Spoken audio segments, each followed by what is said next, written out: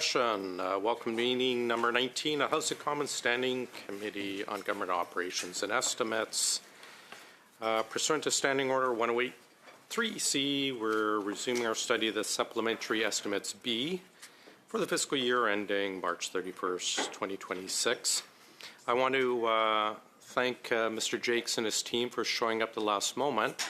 Unfortunately, the attendees we had planned for today, Mr. Guzman from the Defense Agency has taken ill, but Secretary Fuhr has refused to show up unless he attends together. Yes, he did. Unless he can attend with Mr. Guzman. Unfortunately as well, Minister Lightbound will not show up either as requested, so we have filled in that date on the 9th with Transport Safety Board, which is under the OGGO umbrella, and Public Service Pension Investment Board, which is also under the OGGO umbrella. We haven't seen either of them for probably 5 years in committee, so we're inviting them for a briefing.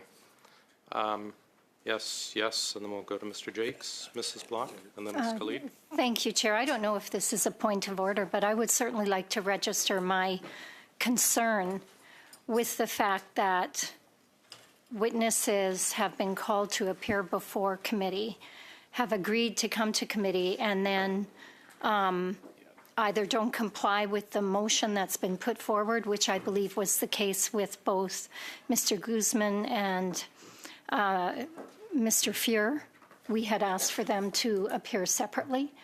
They decided to determine the terms under which they would come to committee, and now at the last minute are not appearing.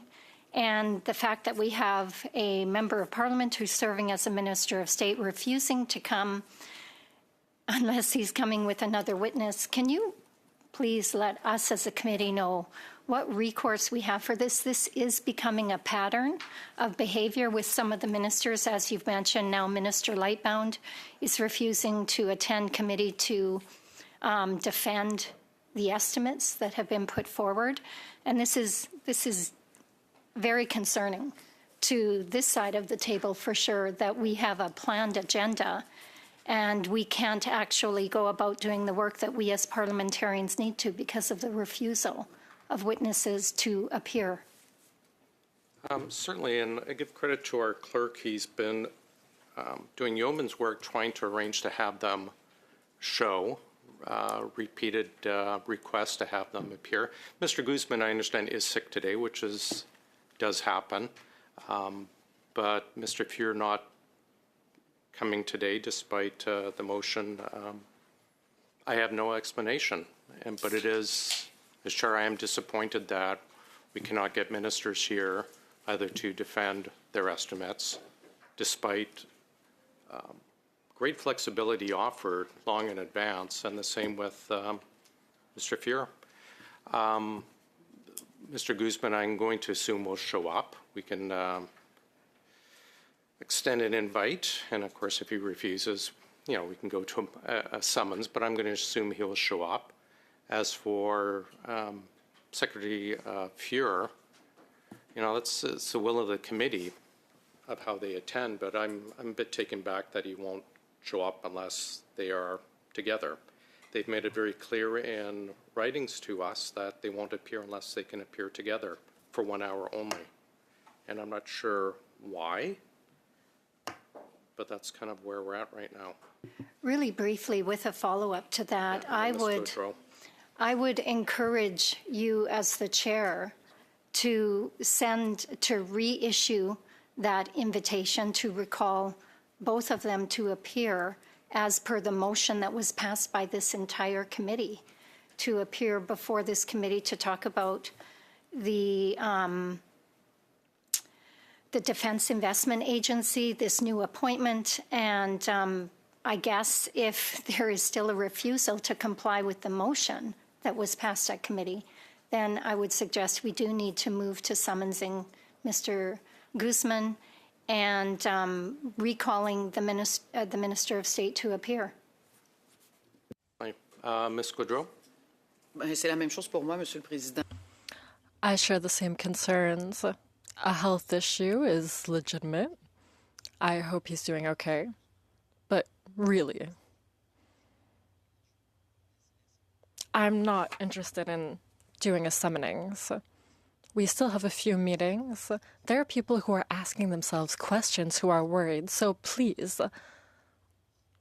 I hope they respect what the committee decided upon. Ms. Khalid, and then I had Mr. Patzer. Thank you, Chair. Just seeking some clarity. When you say that the minister refused to attend today, what does that mean? I'm not sure how to explain that. He will not No, I mean, attend like, is it without Mr. Guzman. Is that a refusal to attend before the committee, or is that to say, look, Mr. Guzman has had emergency surgery that is scheduled for today, and we'll wait until he comes back? I mean, when we say that there is a straight out refusal, for me, like I guess the implications that I'm getting from yourself and your the opposite side of the table is that the minister is saying, I'm not coming. But I don't think that that's the case. So I do want to know, were there alternative dates that were offered by the minister? No. The message was Mr. Guzman had to be away today, and I accept that for the reason offered. And then Minister Fuhr, no, I will not attend. So the invite's been there for a while. They stated he would be here, and then Mr. Guzman's unavailable, so Mr. Fuhr has made himself unavailable. If I may, Chair, I do believe it's precedence that ministers appear with their officials for any additional information, any supplementary information that may be required in any meeting. I don't think that ministers tend to attend on their own, and I find it a little strange that we are holding a man to account who is dealing with surgery today, and then having to balance his ministry, his job, and then being accused of refusing to appear, which I don't think is accurate. Obviously, they had scheduled in a time for them to come, and I'm pretty sure that the Secretary of State would be more than willing to attend. Obviously, we want to make sure that that his officials are able to attend with him, and if his official has had a medical emergency, then I think that we as a committee should be a little bit more forthcoming in terms of rescheduling a date. We don't know what the recovery process is going to be like for Mr. Guzman. Sure, I'll just address it just really quickly. I'm still not. I know, but we're not going to You cut me filibuster off, here. Chair. It's a little bit disrespectful okay, the way it's you not- treat me in this committee.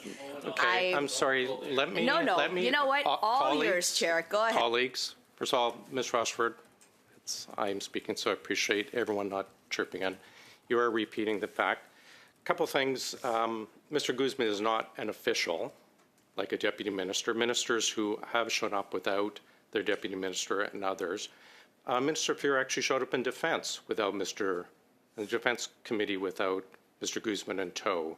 So he can show up to one committee, but not us. But we will re-extend invitations to try and get them both here. And Mr. Patzer, and then Ms. Jansen, and perhaps we can get to our meeting. Oh, and then Ms. Sutz. Oops. Yeah, Mr. Chair, I mean, if Mr. Guzman had a medical emergency, then obviously first off, I would like to wish him well and hope that he has a speedy recovery. But if this was not a medical emergency, if he had a planned surgery date, I mean, I think it would have been nice for the committee to have that knowledge, I guess, in advance. So maybe we could have arranged for Mr. Guzman to appear before his surgery, because to what Ms. Khalid said, we do not know what the recovery timeline and process will be for this. I do find it a little bit odd that she all of a sudden is the one with all the information about Mr. Guzman's schedule, but yet the committee has not been afforded that same luxury. I will also note that the motion of which this committee passed was passed on October 9th. I know we passed it slightly before Mr. Guzman was officially began his role, but we're now into December. He had just about a month and a half to be able to get his calendar in order, and I would think that discussing his mandate or his goals for the Defense Investment Agency would have been appropriate, especially because he is on the taxpayer for $900,000 or up to $900,000. And if this is the way that we are going to be treated as a committee, that is not a good start. So, yeah, I just want to register and the motion does not stipulate that they have to appear together. Mr. Fear should be appearing. It is shameful that he has decided to duck this committee. Same with Mr. Lightbound. Okay, I have Ms. Jansen, Ms. Suds. Colleagues, we will re-extend invites to both of them. So we ask that we're not repeating what has been said, but acknowledge that we will re-invite them and would like to get to Mr. Jakeson's team shortly. Ms. Jansen, go ahead, then Ms. Suds. I know I'm new here to this committee, but I have to say it's beginning to feel a bit like a coordinated effort to keep Canadians in the dark while billions of dollars are being committed behind closed doors. I mean, if the people entrusted with these responsibilities believe that they can avoid scrutiny or refuse lawful orders, blocking all sorts of information, blocking the PBO's information, dodging the committees as we see, and yet they still claim to be stewards of the public money. I think they've misunderstood the job. So I don't know. I'm just saying, like, if this government continues to treat us as an inconvenience rather than an institution that's supposed to safeguard the public trust, Canadians will eventually draw their own conclusions about what's going on here. Mm-hmm. Well said. Ms. Suds, please, and then we'll try and get Mr. Jakes and his team. Thank you, Chair. Very briefly, I find this conversation, frankly, just completely unnecessary. The clerk is aware of the reason that Mr. Guzman could not join us today. Very valid reason, of which if any one of us was in those circumstances, we would not be able to appear. So factually, I think we should all wish him a speedy recovery and re-invite him as soon as he is able to join us. The motion as it was presented was for the Minister, the Secretary of State, to join along with Minister Guzman. From my understanding, there's a ton of value of having them both here together. The shared knowledge between them, I think, is important. So there's synergy in that, and I think, candidly, that's why we put them both in the motion. So, I take issue with any sort of insinuation that the minister's refusing to be here. He simply has said he would come with Mr. Guzman, as was requested. So I just think we need to choose our words wisely, and they will be here. There's no doubt in my mind, and certainly wish Mr. Guzman well. Thank you. Thank you very much. Mr. Jakes and team, thanks for your patience. We will turn the floor over to you for an opening statement. Please go ahead, sir. Thank you, Mr. Chair. We are here to serve. Monsieur le Président, membres du comité. Mr. Chair and distinguished members of the committee, thank you for the invitation to appear before you today. We are pleased to be here to discuss our report on the Supplementary Estimates B 2025-2026, which was published on November 19th, 2025. I am joined by my colleagues, Mark Mahabir, Govinda Bernier, Regine Cleofa, and Mark Creighton. The Government Supplementary Estimates B for 2025-2026 outline an additional $10.7 billion in budgetary authorities.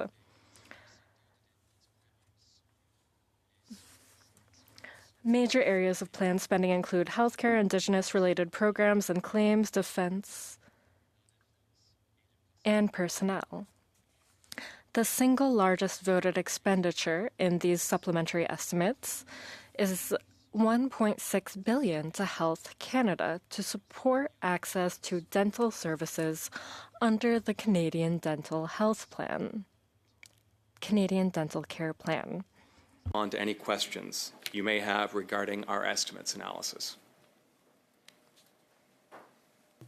Thank you, Mr. Jakes. And again, thank you for your team for your flexibility as always. We'll start with Mrs. Block for 6 minutes, please. Thank you very much, Chair. In your report regarding supplementary estimates B, you make a statement that I found rather intriguing, and I'm just going to repeat it back to you and then ask some questions about it. You state on page 4 of your report that the supplementary estimates for the fall supply period ending December 10th have historically followed the tabling of the public accounts, which are the audited consolidated financial statements for the previous fiscal year. And you note that this year the public accounts of Canada were tabled on the same day as supplementary estimates B. You also go on to note that over the last 5 years, the supplementary estimates have followed on or before the day of public accounts, and 6 times in the last 10 years. And that appears to be a bit of a pattern to me. And I also note that you've stated that on financial reporting, timely publication of the public accounts would provide parliamentarians with more time for ex post financial scrutiny and better information to assess the government's budget plans and estimates. Again, this is rather concerning, and I just want to give you the opportunity to provide us with a bit more information around the timing of when these different documents are tabled and the impact that this has on parliamentarians to do their work. Excuse me. Thank you for the question. So it wasn't only supplementary estimates B and the public accounts tabled that very busy first week of November. We also had the budget, and we also had the departmental results reports. So in the office, we lost count at around 10,000 pages worth of documentation that was released by the government that same week. And needless to say, even with large language models, it's very challenging to go through all of it and review all of it in a very timely way for us who have graduate degrees specifically focused in this area, let alone parliamentarians who are very busy and talented in their own ways, but might not have a CPA. One of the recommendations we made in the past, and one of the recommendations from this that's actually been issued by this committee, is that the public accounts, the current legislative date for the tabling of the public accounts is effectively the end of December. One of the recommendations is that date should be moved up on a legislative basis. And the primary motivation around that is to ensure that the audited financial statements for the government are available to parliamentarians when they are considering supplementary estimates B, so an additional $10.7 billion worth of spending, which includes a fair amount of spending that lapsed in the previous fiscal year, which now the government's coming back in supplementary estimates B and asking for this funding again. In addition to that, I would also mention given the changing context around the timing of the budget, it would also be very beneficial for parliamentarians to have those public accounts in advance.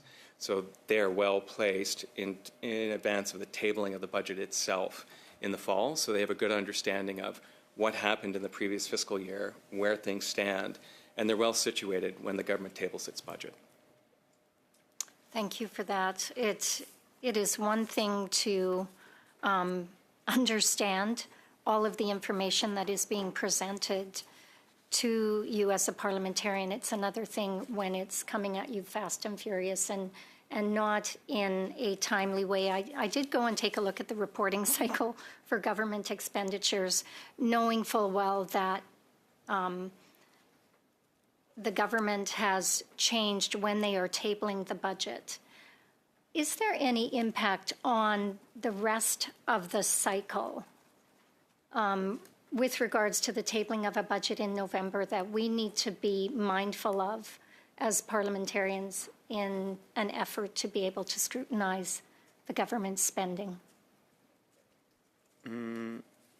I think so based on what the government's published, it's very much the changes continue to be a work in progress. The most evident change, which I would say is a positive change, which should be helpful to parliamentarians, is with an earlier tabling of the budget, parliamentarians will see that in the main estimates document, which is linked to Appropriation Bill 1 and 2, they will see budget measures that the government has indicated that they will be tagging those items from the budget. So there'll be much stronger linkages and cohesion between the government's principal policy document, which is the budget, and what parliamentarians actually vote on, which are the appropriation bills. Going back to my comment with respect to a work in progress, I think there are additional things the government could consider doing, certainly to render the cycle more accessible for parliamentarians. The public accounts and tabling them earlier would be one of those things. There also might be other changes that would render the process more amenable to parliamentarians having a better sense of what's going on, because at the end of the day, no money can be spent or revenue raised without the approval of Parliament. Thanks, Mr. Jakes. Mr. Gasparo, please, for 6. Thank you, and thanks for attending, Mr. Jacques, again, and thank you all for joining. I want to spend a little bit of time talking about the largest item that's being discussed here, and you raised it earlier, which is the Canadian Dental Care Plan. Obviously, it impacts a lot of people in my riding of Eglinton Lawrence, and I know it impacts a lot of folks riding here, people who use it. So from your perspective, how does early and adequate investments in programs like this contribute to better long-term outcomes and help reduce pressure on other parts of the healthcare system? That's a really good question, and I would more broadly, I'd link it back to work that the International Monetary Fund actually did recently and published recently this fall with respect to looking at capital investments or investments that various governments should be making or could be making, which of course links back to ongoing discussions around the operating capital budget definition. But one of the things the IMF, but one of the things, it's interesting because one of the things the IMF identified as areas for investment, they used the word, their word, not mine, was including healthcare. So including healthcare and including things like education, which is outside of the definition we're currently using at the federal level. And the argument from the IMF, which I think broadly speaking we would agree with, it's focused on the human capital side. So to the extent to which you have an efficient allocation of resources on the healthcare side, including dental care, as well as supports for education, you end up with a population that is in better shape to work and is more productive overall, which of course is better for the economy. Productivity is good for everybody. I'll come back to the IMF if I have some time. Just staying on the Canadian Dental Care Plan for a moment. The $1.6 billion, $1.6 billion that is being requested. Does this amount reflect programmatic cost growth or uptake being higher than forecasted, or is the government simply accelerating the implementation of the program? It was increased program uptake from potential beneficiaries that caused the increase in demand for the Canadian Dental Care Plan. There was also pent-up demand, is how Health Canada characterized it, where there's just people who needed more treatment than they had anticipated when they're sketching things out back for the main estimates. But it's basically there's been increased uptake from Canadians for the program. Okay, great. Chair, how much time do I have? Okay, great. So now we can go back to our favorite topic, Mr. Jacques, which is operating capital and infrastructure. So I just want to read you a quote from the I want to read you a quote from the managing director of the IMF. And she says, and I quote, "Both Germany and Canada recognize that in this very testing time, they need to use their fiscal space. The two countries are in better fiscal positions than their group of 7 peers." Would you agree with that quote from the managing director of the IMF? I would agree with the quote. I would agree with the facts in the statement with respect to Canada and Germany's position vis-a-vis the G7. It's not our place to offer recommendations or observations with respect to federal policy. Absolutely, but I just wanted to make sure that your view was in line, or you accepted the managing director's position that Canada's fiscal space relative to G7 is at the top of the heap. So, two things. One, in terms of Canada and Germany's position vis-a-vis the G7 as measured by the debt to GDP ratio, Canada has one of the lowest debt to GDP ratios at the federal level in comparison to the rest of the G7. I think and again, a point that I've made in the past, and I think I was here last week, is it's up to the government to establish what their fiscal anchors are going to be and how they're going to manage.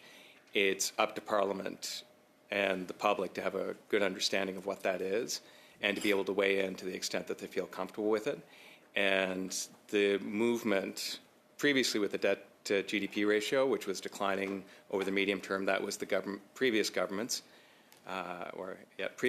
fiscal anchor, and the previous governments and the previous governments. In that situation, over time, there was additional fiscal space that opened up. So effectively, money was being set aside for a rainy day fund in anticipation of an economic shock or when you need it. In the current environment, that's not happening, which means that the next time something happens and the government needs to move on it, in all likelihood, they'll need to borrow additional money. So it just leaves them with less. It's a different approach, and with it carries its own risks. And the point that we've made in our Budget 2025 issues note is parliamentarians and the public should have a discussion around that. And in other jurisdictions like the UK and Australia, there is a legislative requirement to actually, once a new government is elected, to actually set out, here are our fiscal anchors, this is why we have these fiscal anchors, and Parliament is required to debate it and actually vote on it. Thank you, gentlemen. Ms. Goudreau, for 6, please. Merci beaucoup, Monsieur le Président. Thank you, Chair.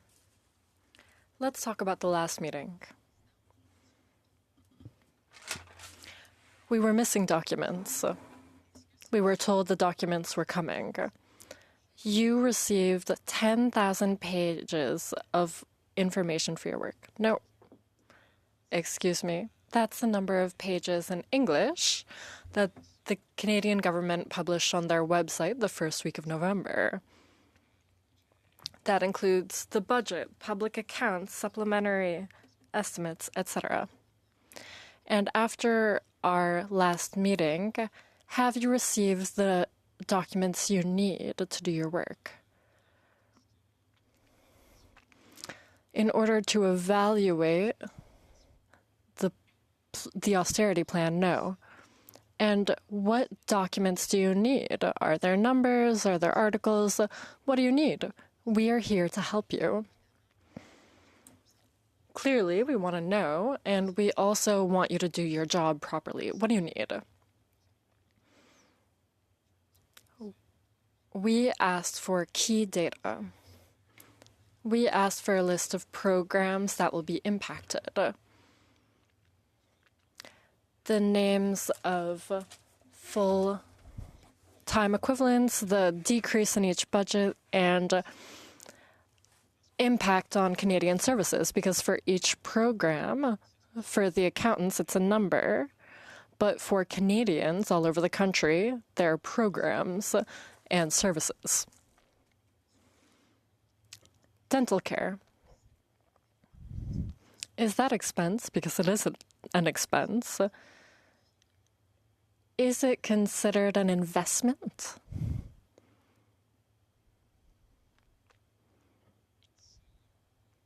According to the government, no. With their framework, I believe it counts as operational spending. Are there other changes like that? Because we've been asking what is really an investment. Is tax credit, for instance, does that count as an investment? Good question. Depends on the kind of tax credit. As mentioned in our analysis, the government decided to include some tax credits as investments. In the other jurisdictions, they haven't included the same tax credits. But I don't think there was a change. I think the last time I appeared before this committee, I explained that there's no perfect way of taking things into account. But that said, the government needs to make a link between each dollar spent and capital creation in the economy.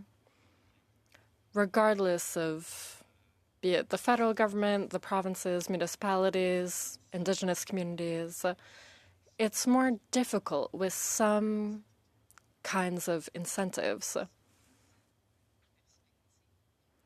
So it's a point of view. So we're expecting it to make more money for the economy, but we don't have the concrete numbers. So that's why I'm asking, is it an investment? Because in terms of capital, we know the increase in value of a building, for instance. We don't want to bias people and say, oh, we're making investments. That's it. And as I mentioned about 10 minutes ago, with the IMF, there is a good justification in saying that making sure people are in good health, they're educated, they can find a job, they can be trained. That's a real capital fund. It's difficult to measure that. But conceptually, there is a justification for that. And that's the IMF, not me. What impact can that have on our credit rating? It's important to respect international standards.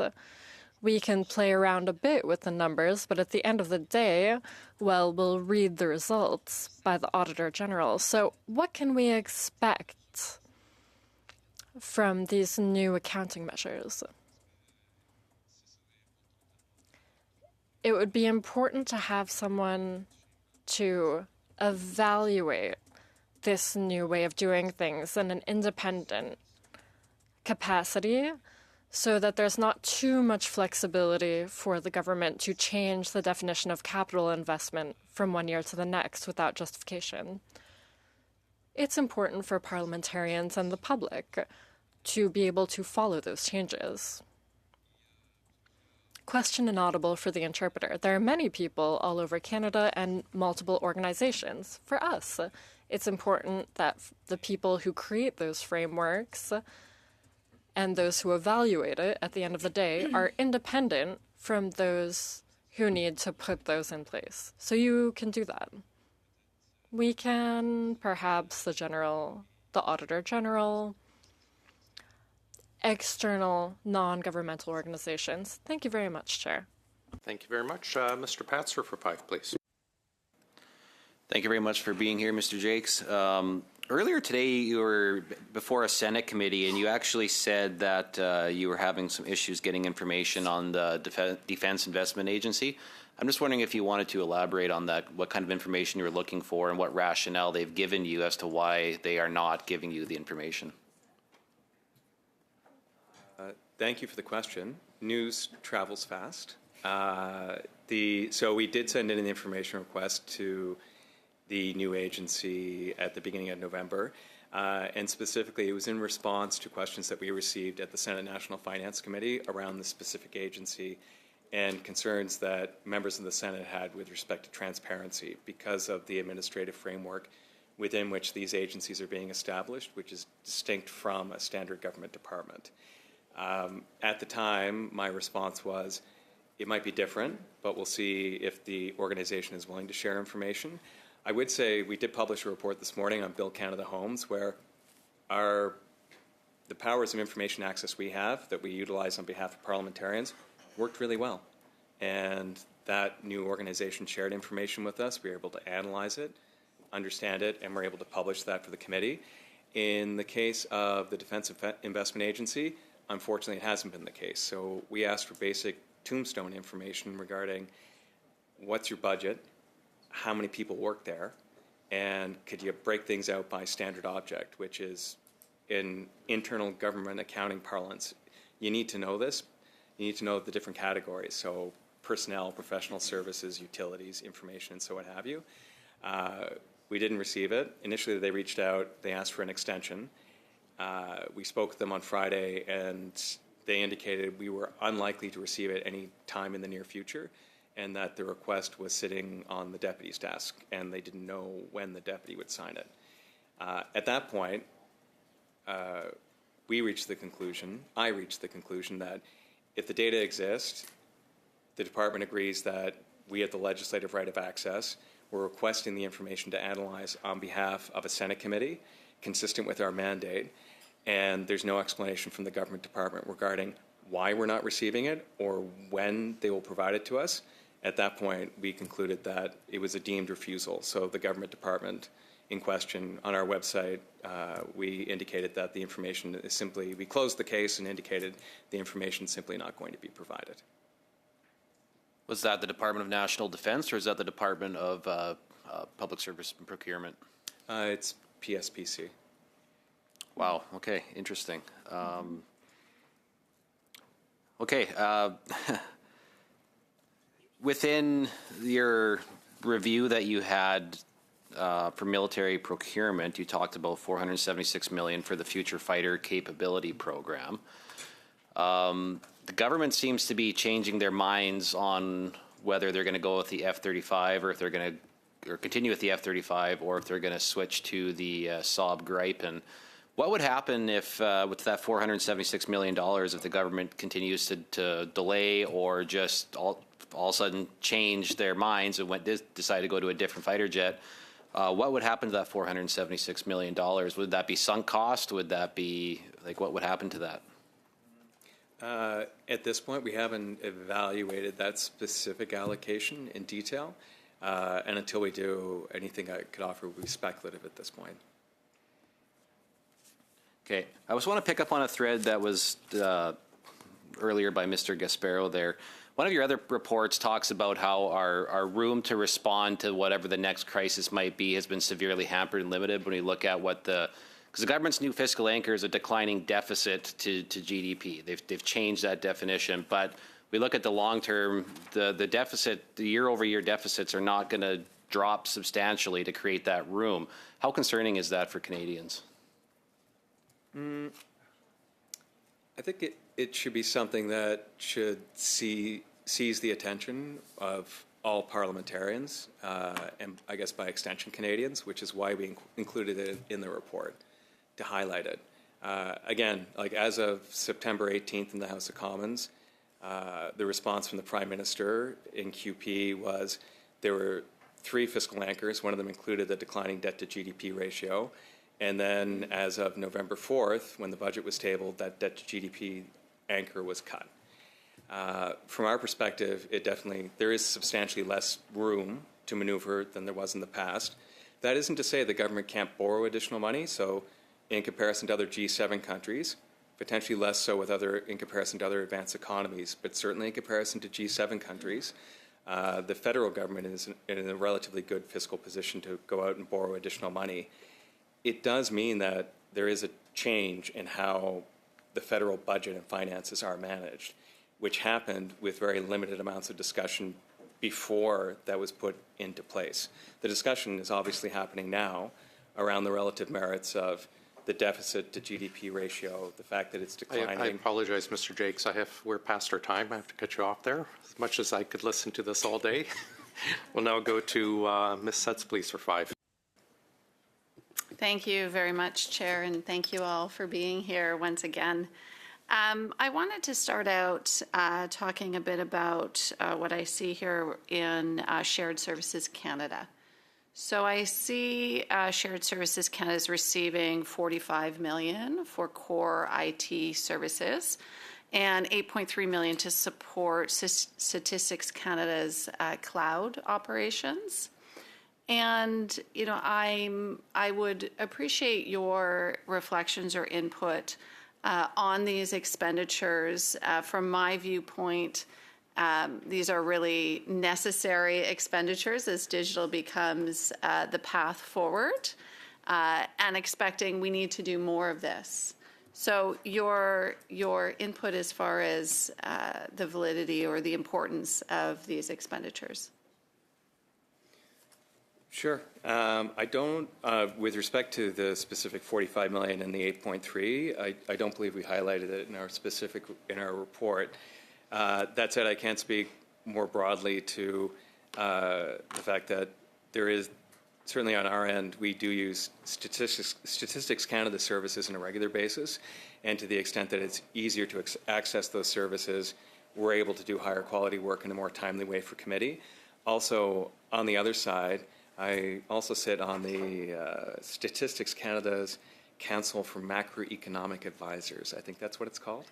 And in terms of managing the data and ensuring high quality data, these are investments that both reduce cost and also improve quality within Statistics Canada. Again, this is broadly speaking. On these specific investments, I can't speak to them, but broadly speaking, I would agree with you. Again, it gets back to some of the questions that have been asked in the past around Budget 2025 and investments. So to the extent to which there's additional capital formation in the economy, and that's available to people, you're going to have higher productivity. That's the way that the equations work, and that's the way it's worked in the past. And additional money for StatCan in these specific areas should, as long as it's executed properly, should roll out in a similar way. Thank you for that. And I think in the context of just like increasing cybersecurity concerns or the importance of ensuring we are secure, and digital government as Canadians, you know, rely on us and expect to receive services online when and how they choose. You know, I think these expenditures are certainly, you know, growing in criticality moving forward. There was my colleague has asked. I was curious around defense modernization and the commitments that we've made through NATO to reach our targets, and significant funding that we're seeing reflected here. Are you seeing us on a path to marry that vision? In terms of the threshold for NATO, 2%, based upon our forecast, the government seems to be on track for this year, certainly, to hit 2%. In terms of the 5%, it's less clear at this point. So we did send in an information request to National Defence to reconcile the information in the budget with additional information, additional confidential information National Defence has provided to us in the past around their spending plans, to have a sense of what is new and how close it puts us to the NATO 5%. We're still waiting on a response from National Defence at this point to clarify those aspects. But certainly we're further ahead on the NATO 2%. We're further ahead than we were last year. Incredible. Thank you for that, and certainly good to hear that it's coming to fruition and is visible in your analysis. Maybe perhaps looking back at Shared Services Canada, as we think about moving forward and departments being able to leverage efficiencies, so looking at being able to centralize services within Shared Services Canada, be it cloud, be it cyber, et cetera. Are you seeing evidence that we are on track to meet our objectives as far as centralizing those services? It's a very good question and not something that we've looked at, unfortunately. Thank you, Chair. Thank you. Madame Goudreau, please. J'ai pas beaucoup de temps, mais ça va être. I'll be quick. I'll come back to what we were talking about earlier. Organizations, banks, something like the Montreal Economic Institute. In their way of measuring accounts, have they converted or inserted that data into what they usually use? Have you done that? We have not. We were just speaking with StatsCan. StatsCan has national accounts. And in that context, there is an obligation for StatsCan to reconcile that.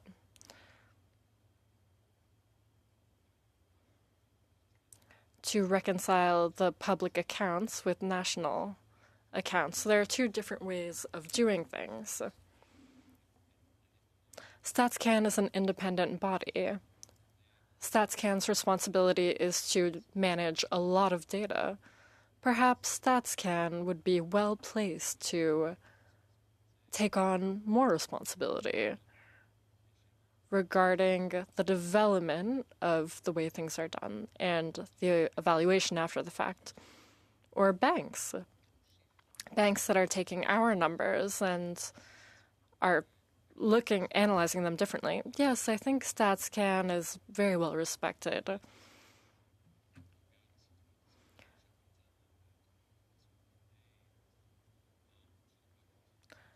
Everyone trusts StatsCan. Last question. Last week in the House of Commons, I asked the former Quebec finance minister the following question. Why was he saying you couldn't compare Quebec, where you separate operational expenses and capital investments? And I said, how can you put everything in the same package? Not anymore for expenses in terms of dental care. And he said he did not agree with the PBO. That's the beauty of Canada. Everyone can have their own opinion. Thank you, Chair. Thank you very much. We'll go to Ms. Jansen, and then we'll have Ms. Khalid, and then we'll have enough time to go to Mrs. Block, Mr. Gasparo, and finish up with Ms. Goudreau, and then we will have a vote on the SUP-B estimates. Ms. Jans? Pauline is next, not me. Oh, sorry. Go ahead, Ms. Jansen. Mr. Jacks, I understand you want to analyze the $81.8 billion in new defense spending, but you didn't get the documents from the Defense Investment Agency. So I'm just wondering, from what you can tell, does the government actually have the information you've asked for? Yes, that's in the case of the Defense Investment Agency with respect to their operating budget.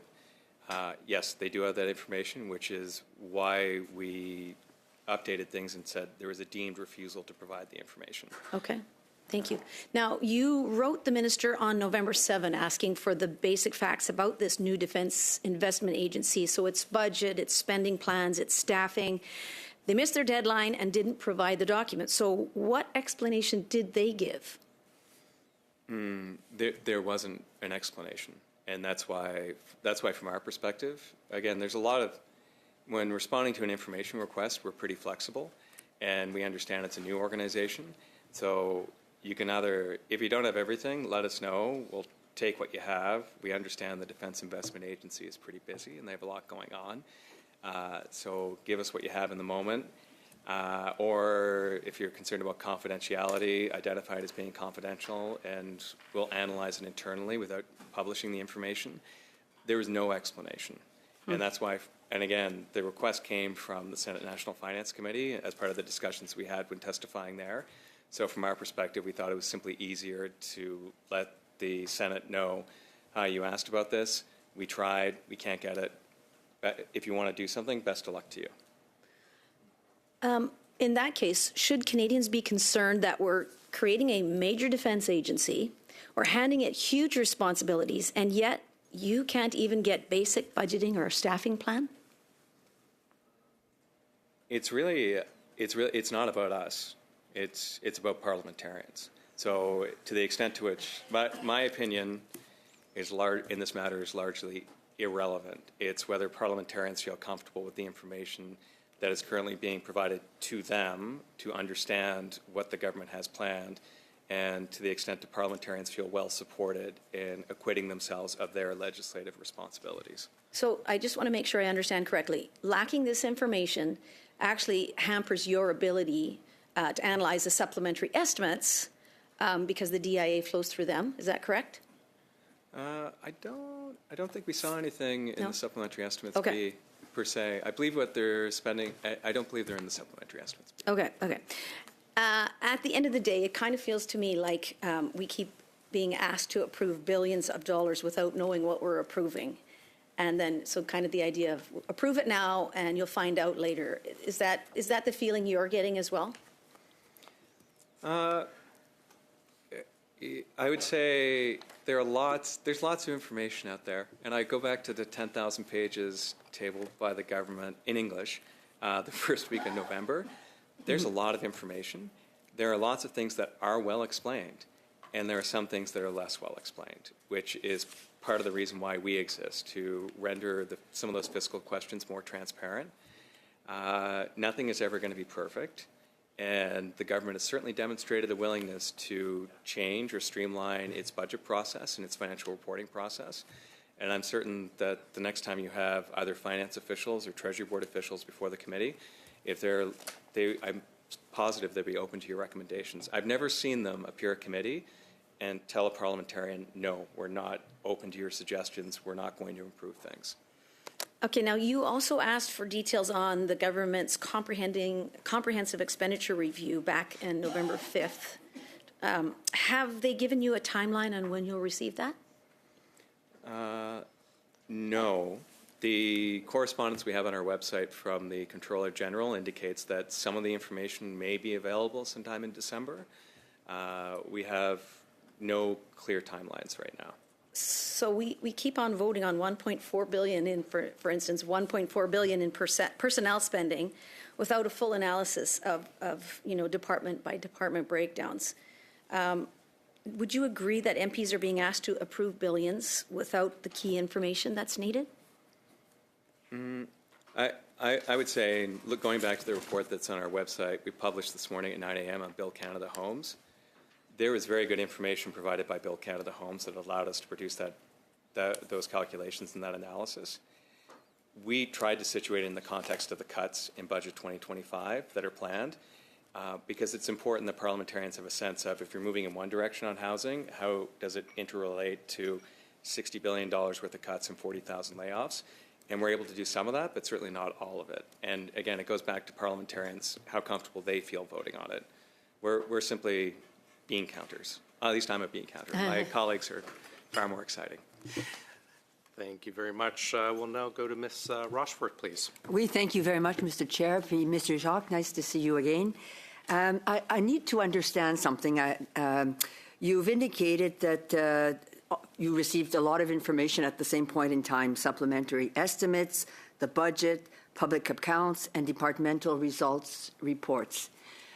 Overall, you concur that it is a good shift to bring the budget to the fall versus the spring cycle that existed previously? That would be my first question, just a yes or a no, I guess, on that. Yes, you agree. Thank you. What I just want to be clear of as I leave this meeting is what you recommend in terms of the right cycle for all of these various elements as we move forward with the fall budget. So basically, in terms of supplementary estimates, public accounts, and departmental results report, how would you see the flow of these various elements coming forward as we move forward? The easiest one to touch on is the one that we looked at it in the greatest detail, and that's the public accounts, so the government's audited financial statements. And the committee itself has offered a recommendation that the government table the public accounts no later than October 15th. We've indicated September 30th. We think 6 months, based upon what happens in other jurisdictions across the country and other countries around the world, is plenty of time. So moving those up to a fixed date before supplementary estimates B and also before the budget, I think would be worthwhile.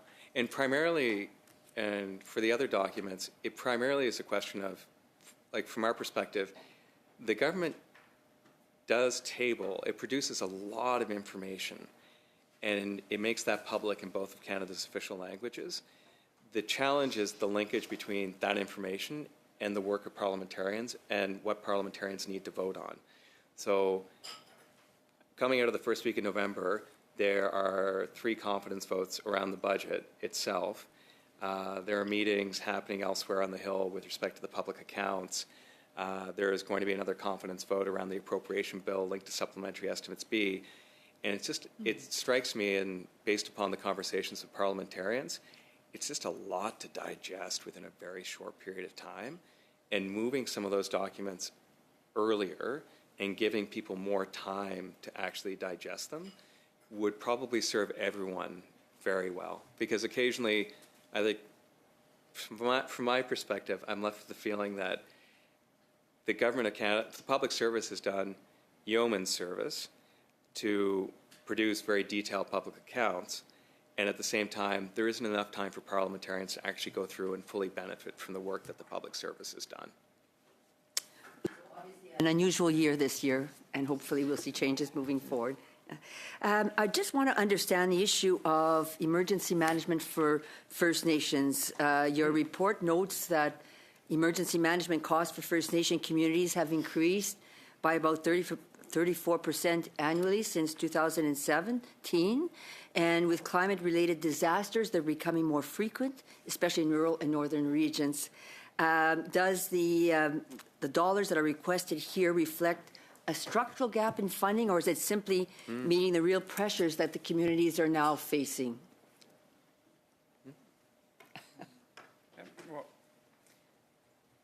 I think it's just indeed a real pressure in the sense that there's been a significant increase in the number of wildfires and floods in particular. So that's what explains or drives mostly the increase in spending. Yeah. Climate-related issues are at the heart of these increases. Like I said, floods and wildfire, what causes them, I'm not a climate expert. Yeah, sorry, just to, I'll put a fine point on that. We did publish a report about 6 weeks ago on the disaster financial assistance arrangements and the growth in compensation offered by the federal government to provinces related to disasters, and it was something that we specifically identified, both the growth in the frequency and severity of natural disasters, and I believe we clearly indicated in the report that it was linked to climate and climate change, among other factors. Thank you. Just coming back to maybe a basic question for me, rural Canada. When you look at the estimates and all of the various programs that are highlighted, do you feel that in general they're directly supporting, I guess, the essential services that are required in rural in northern Canada? In other words, are the services reliable, accessible for smaller communities in general? Do you take a look at it from that perspective? We have not. It's a very good question, though, and at INAN, one of the other committees with respect to Indigenous affairs, INAN recently passed a motion for us to undertake effectively a gap analysis for on-reserve services for First Nations policing and comparing it to policing in other rural communities. If it was the will of the committee, we could do something similar. Okay, thank you. That is our time. Yeah. Would that be appropriate? Are you looking for that, but for rural communities as opposed to just First Nations? Correct.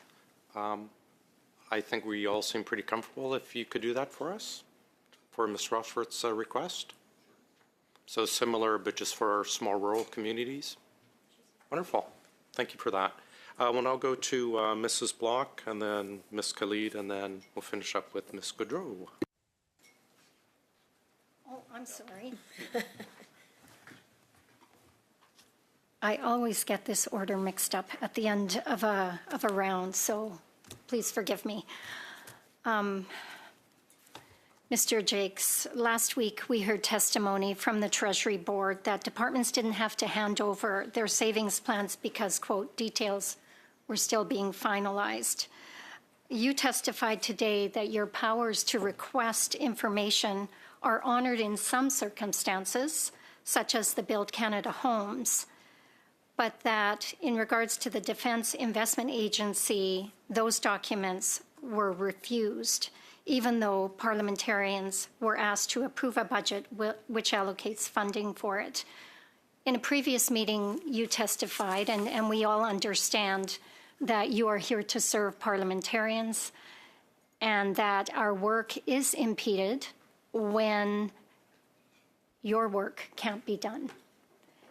Section 79.4 of the Parliament of Canada Act, as we discussed at that meeting, allows the PBO free and timely access to any information under the control of a department or parent crown, and yet I believe there are still a number of departments that have not complied with your request for information so that you can do your work in serving parliamentarians.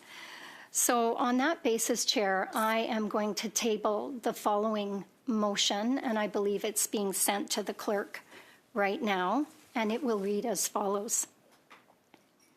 That the committee order the production of all documents required to satisfy the Parliamentary Budget Officer's information requests 852, 859, 860, 861, 862, and 864, provided that A, these documents shall be I, deposited with the clerk of the committee within 1 week of the adoption of this order, and 2, kept in confidence by the clerk and made accessible only to the Parliamentary Budget Officer and his staff, and B, if the Parliamentary Budget Officer is not satisfied that the documents were produced as ordered, he shall promptly notify the Chair and the clerk, who in turn shall prepare a report to the House, which the Chair shall table forthwith, outlining the material facts of the matter. I'm moving it right now. Order. And just to clarify, you're just asking for these documents to be given to the clerk in confidence, who will then deliver them to the PBO in confidence? Yes, correct. Thank you. Ms. Khalid, then Ms. Suds, and then Ms. Goudreau. Thank you, Chair. I'm just wondering if we can perhaps suspend while we get the wording of the motion and we can look it over. I don't want to speak without actually looking at the words. I think it's coming out now, so it's 12:04. We'll say 12:09. We'll come back. We're suspended for 5 minutes.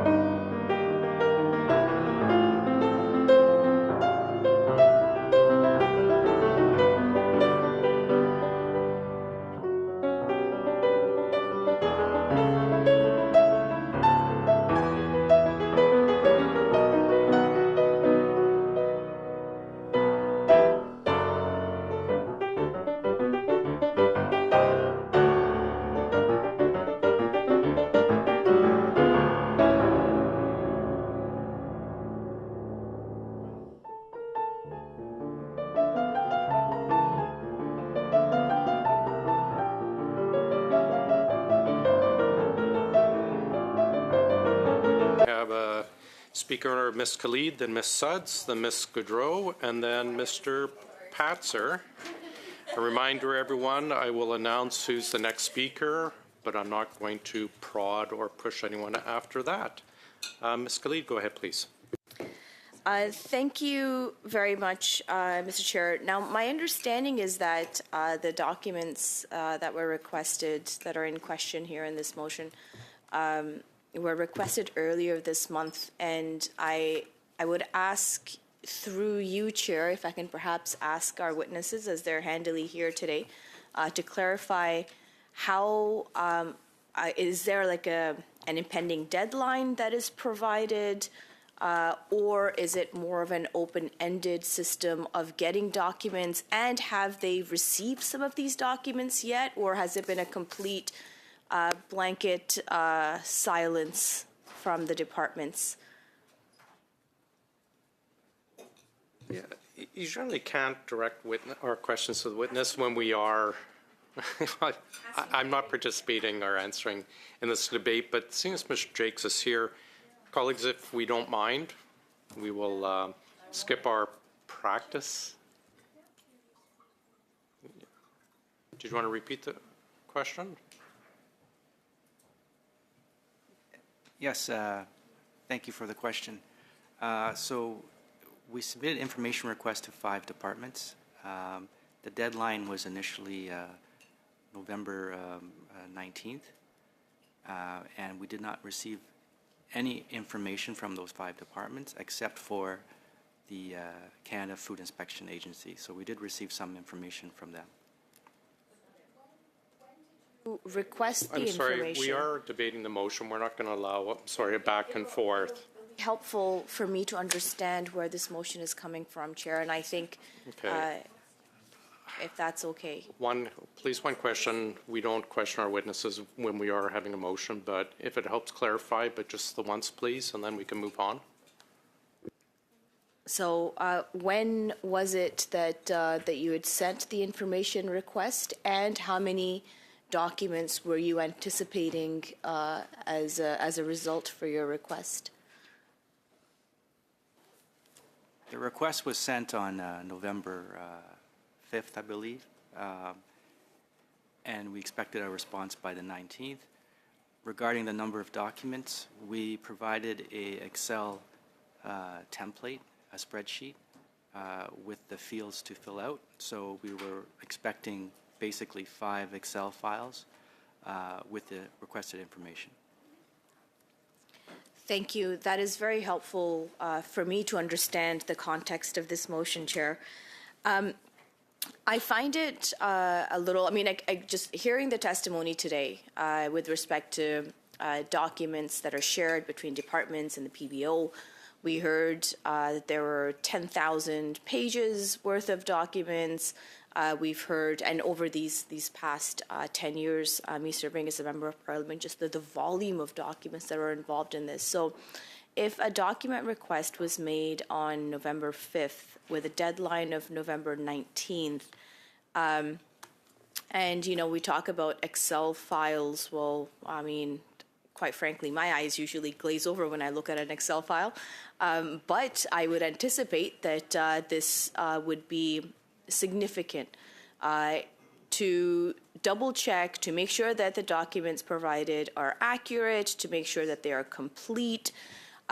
So I'm a little bit troubled by the short deadline, and then also now with this motion to really, bring something about that I'm sure that that these departments are already working on. I'm not sure if, again, as I will respect your advice there, Chair, and not ask any more follow-up questions of the witnesses, but I do wonder if there have been dates and timelines that have been provided to them with respect to when they can anticipate these documents. My challenges with this motion, quite frankly, is that I have already outlined based on the information that has been provided by the witnesses here today, which I really appreciate. The second piece of it is the subjective nature of what happens if the PBO is quote unquote not satisfied, and then all of a sudden it is the chair and the clerk that then decide what to do with this committee and how to proceed further. I don't think that that is in the purview of the committee, and I think that perhaps that's an area that we can explore a little bit as to how to make sure that the entire committee is involved and engaged in whatever steps are taken by not just the chair and the clerk, but by all of us, ensuring the true nature and objective of the committee. I mean, 100%, we are here in this committee to hold government to account, to make sure that government spending is in purview of what our government has committed, and that it is transparent, it is open. So I understand why the PBO needs to conduct their business, but I also have concerns with respect to short timelines, and in the text of the motion, why is it that we're not quantifying, if I can say, what dissatisfaction looks like, and then also for the chair and the clerk to basically take over and decide what would happen in that very subjective assessment of the documents received, as indicated in the motion. I will park my comments there, Chair, but I do reserve the right to get back on the list. Thank you. Ms. Sutz, please. Thank you very much, Mr. Chair.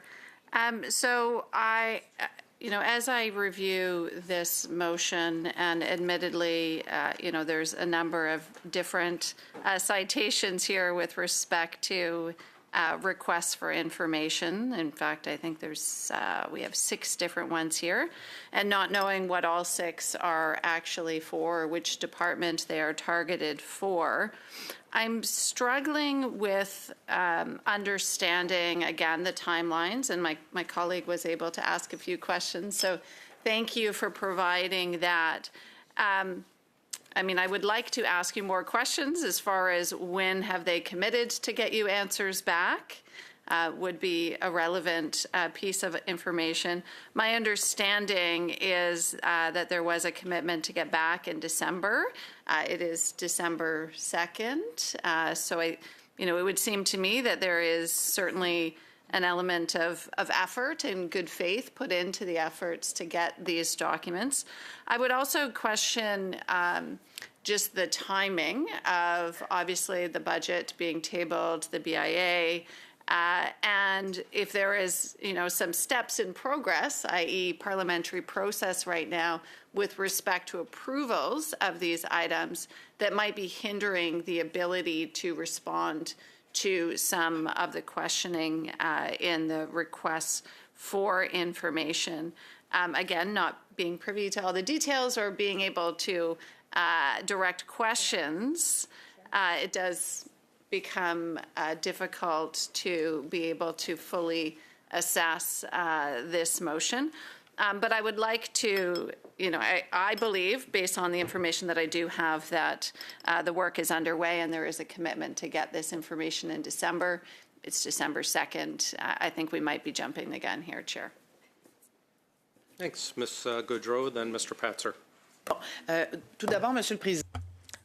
First, this can go on. Do we have resources after one? OK. Bon, on va faire comme si on n'avait pas de... So let's go as if we don't have resources after one, so we have to work fast. First, we have a duty to know. Second, I did not have November 19th here.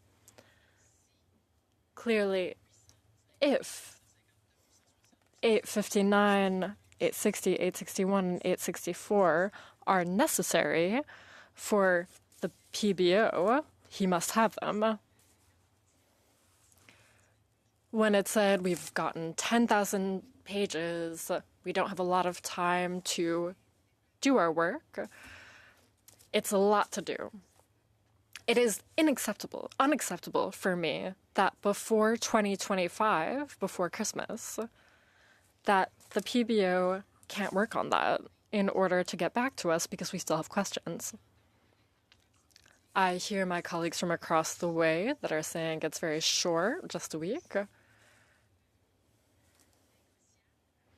And I'm open to negotiation, but what is non-negotiable is that these documents must be delivered.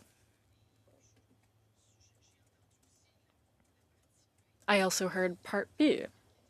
That might worry my colleagues. But if I may ask the question, if I can ask the PBO, if they do respect the deadline, well... One, two, I'll allow for yourself, and then similar courtesy to the Conservative side. And we do have considerable resources going up to QP today. So please go ahead. Parfait. Mais on va trouver un entente. Great. We'll find something to agree upon before. The documents mentioned in the motion at the moment, will that make the difference for you? Is that what you're missing? Yes. That is why we asked for the documents. There's a direct link between the government's proposals to significantly reduce their expenses and to cut 40,000 civil servants. There's a link between that and the government's efforts to respect the operational budget, to rather balance the operational budget within 3 years. So now that they're debating on the budget, well, those are necessary data points to have. Chair, I could submit a sub-amendment, but maybe we could discuss. Maybe my colleagues across the way have more information. Will it be okay in 2 weeks? So maybe we could just put a friendly amendment in and say that before December 24th, all the documents will be sent to the PBO. So that, let's say, on January 3rd, the work will have been done before we come back on the 25th. So I'm available until 2 p.m., but can we please show people that we can be transparent? So you're putting forward an amendment. Where are you putting that in?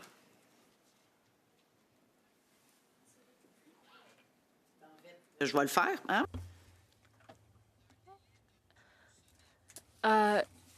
In within 2 weeks. So that means before Christmas.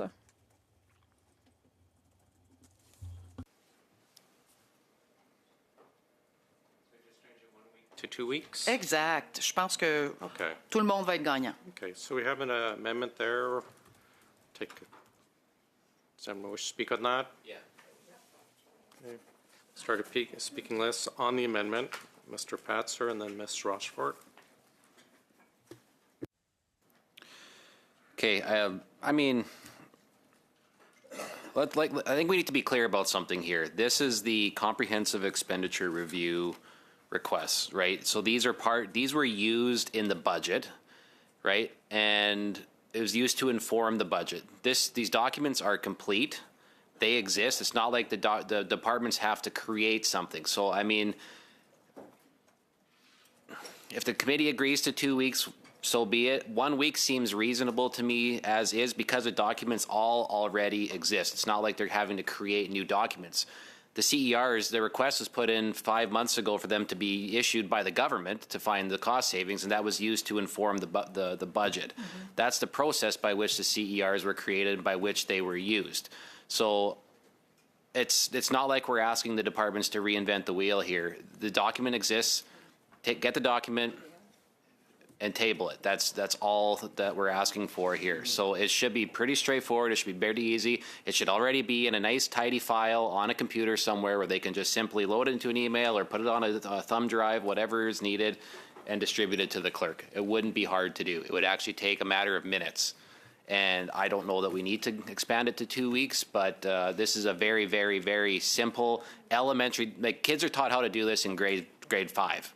Like my kids all know how to do this. This is not a hard thing to do. And so giving the information to the clerk would be very simple for the departments to do. We're not asking them to extend themselves in a manner which is unreasonable to ask. This is a very simple click and drag and deliver. That's it. So I think 1 week is very reasonable. If the committee wants 2 weeks, I guess, I'm not going to say one way or the other, but I think 1 week is reasonable as it is. Thank you. Ms. Rushworth.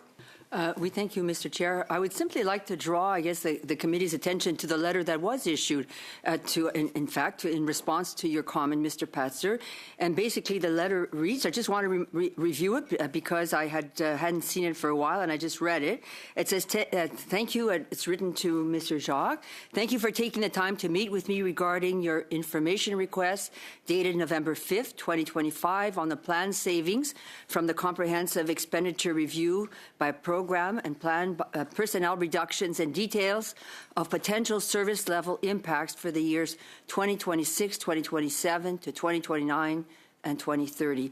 While none of those requests are addressed to the Treasury Board Secretariat, having led the CER on behalf of the Secretariat, whose mandate includes people management across the public service, I felt compelled to reach out on behalf of my colleagues to inform you that we will not be able to provide the requested information within the timeline provided. As you know, proposed savings from the CER are subject to parliamentary approval. Once approved, they will be communicated to all relevant parties in a timely manner in accordance with the obligation of the employer to do so when an employee's position may be impacted. Circumventing this process by providing the information to a third party beforehand could compromise employees' trust in the government and jeopardize the management-union relationship.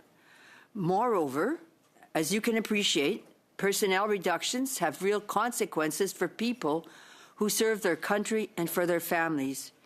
Releasing information before informing impacted employees could generate anxiety and uncertainty. Point of order. What? Sorry, we have a point of order. I believe that everything that's in this letter was already brought to us by Mr. Ali last week.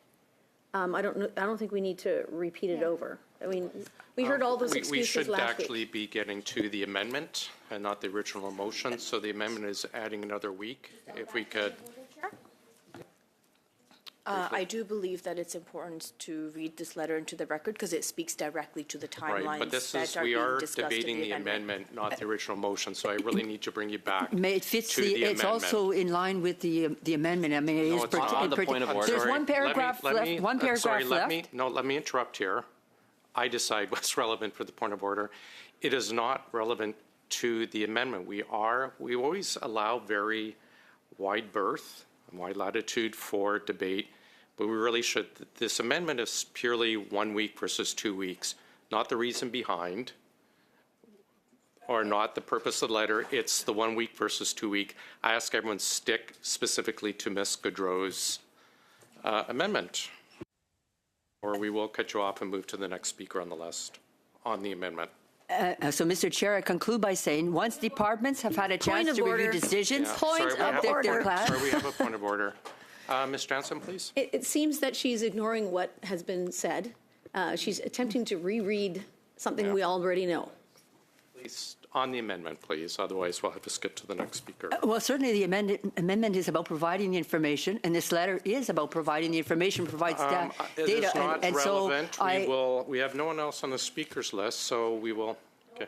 Okay.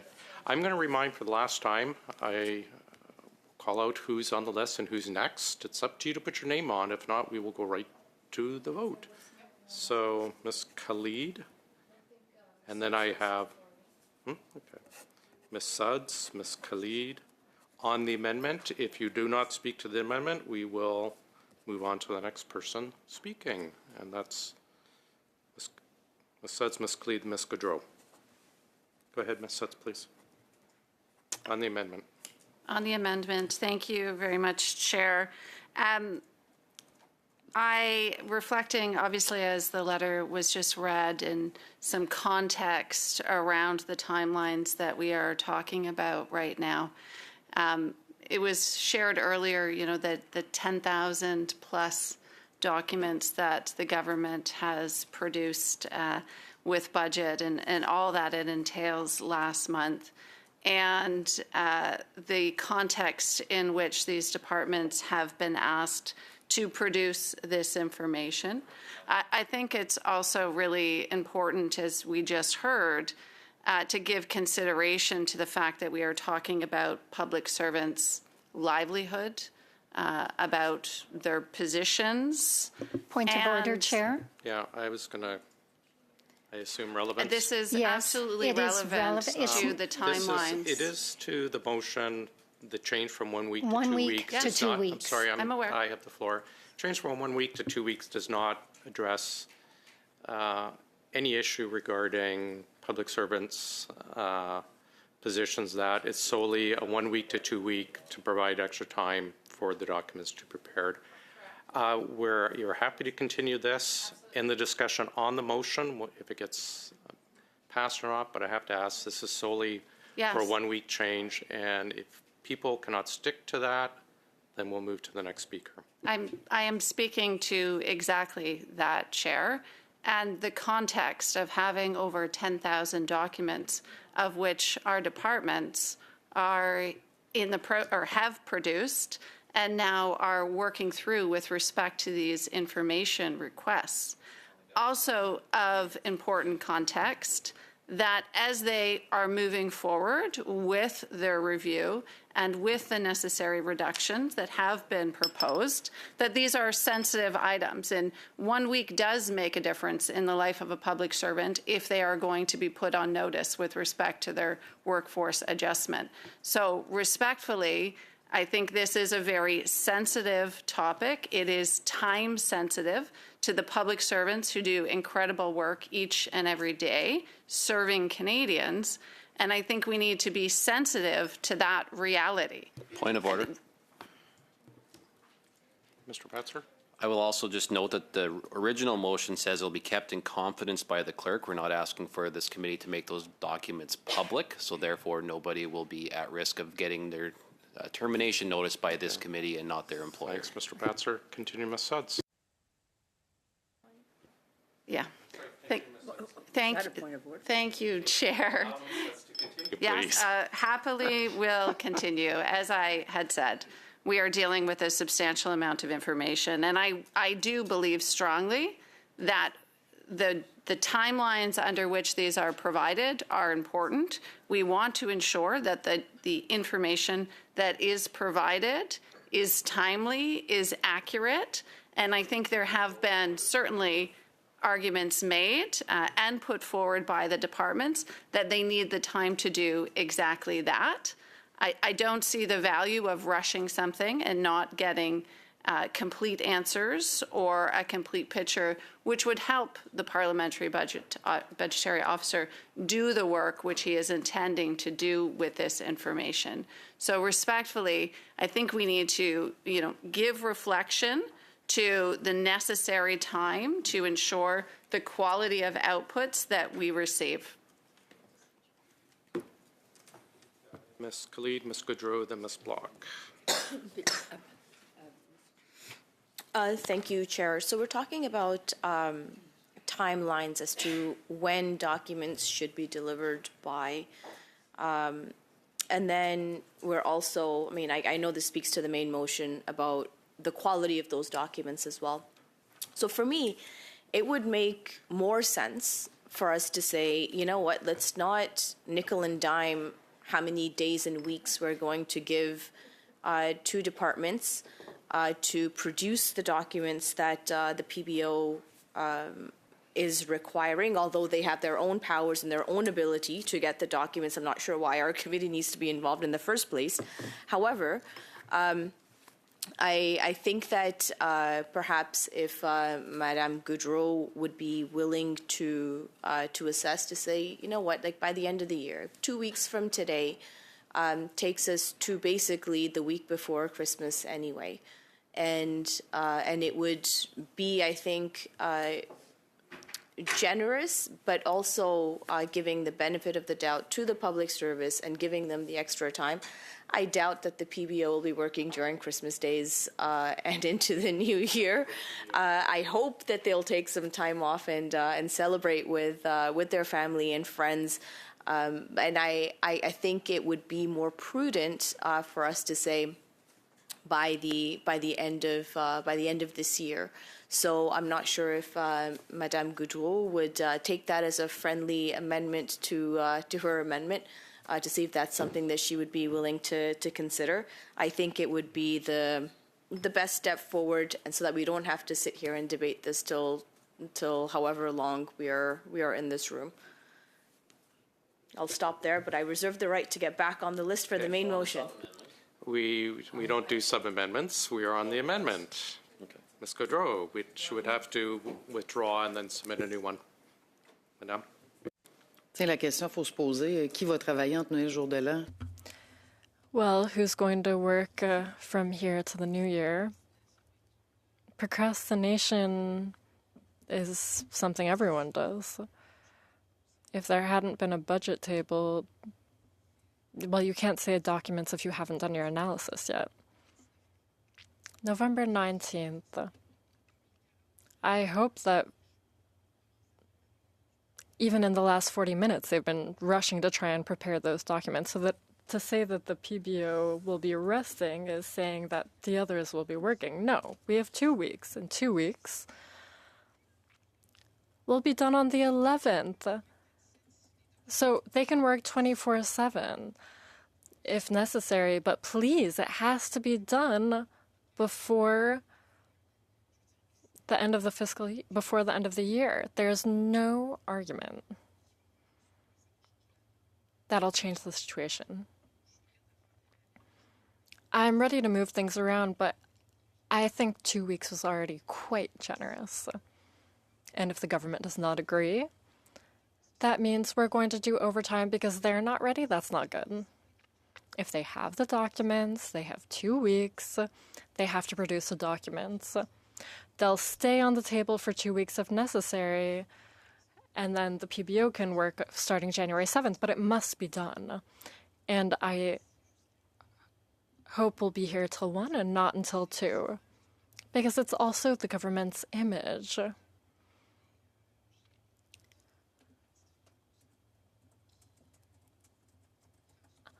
I don't want to get into partisanship. Thank you. Thanks. Mrs. Block and then Ms. Rochefort. Thank you, Chair.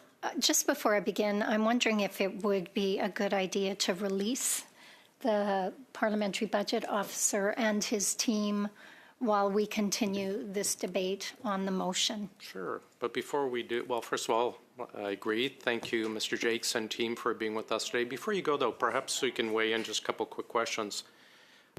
Is the data already available, in your opinion? Because we keep arguing back and forth about producing this information, but is it already available? And is it your intent, I know information is often released to you in confidence, is this going to be, and we hear a lot from the Treasury Board, well, we can't release it because people's lives are being affected. Is your report or anything going to address that specifically, or is it going to be a more data-driven report without such specifics? I think that would help us make a decision better here today. Thank you for the question. So to the best of our knowledge, the data are available. The explanation provided to us is the explanation provided in the letter that was written by the Comptroller General, that the data are available, and at the same time, from the government side, there are administrative issues that prevent them from sharing it with us. I would also say, in terms of confidentiality, we do hold confidential data on a regular basis. Most notably in the case of national defense, we will analyze that data and then publish a report in aggregate without releasing or violating any of the confidentiality. In terms of the data being forecast and needing to be finalized, we receive regular updates of the defense capital plan from National Defense. That's a forecast. So numbers are always in flux. It's the budget itself, budget 2025, is in flux. And what, from our perspective, analyzing those figures, although they are subject to change, and they will change, because the numbers in budget 2025 will not be the numbers that people see in the public accounts once the Auditor General goes through and audits them. It certainly doesn't, from our perspective, change the context. I think the last thing, there was a comment made with respect to our ability to obtain the data and it not being the purview of the committee. We tried. So we tried, and under the Parliament of Canada Act, we decided that we would use a legislative mechanism under the Parliament of Canada Act that tells us to go to the Speaker of the House and the Senate. The Speaker of the House then in turn, I believe it was last week, then referred it back to parliamentarians. So what's happening here, to the best of our knowledge, from a legal standpoint, is precisely what should be happening under the Parliament of Canada Act. Parliamentarians weighing in on a determination on the part of the government that the data exist, they're pertinent to financial decision making, the parliamentary budget officer should have access to the data, and the government has decided not to provide it to the parliamentary budget officer working on behalf of parliamentarians. Point of order, Chair. Yep, sorry, Mr. Jakes. Go ahead. Sorry, I do appreciate that very lengthy response from Mr. Jakes. I'm sure that it's very helpful. I'm also trying to understand how that plays in with the motion that we're discussing here. I mean, again, you know, that we started this meeting. It was in response to my questions. 100%. I don't think that. Point of order. I don't think that was an answer to your question. That's not though. a point of order. But it. I mean, we're talking about relevance. We're debating Mr. Jakes, a motion. I'm sorry. I have the floor, Ms. Khalid. I would ask that you stop interrupting me. Also interrupting you, Mr. Chair. I stated it's not a point of order. Sure, I know. And it was a response to my questions. Are you done with the answer, Mr. Jakes? Perfect. Well, Mr. Jakes and team, have a wonderful Christmas. Thank you for joining us, and we will see you, I guess, hopefully in the spring for sub-Cs. Thank you very much. We will go to Mrs. Block now, and then I have Ms. Rochefort.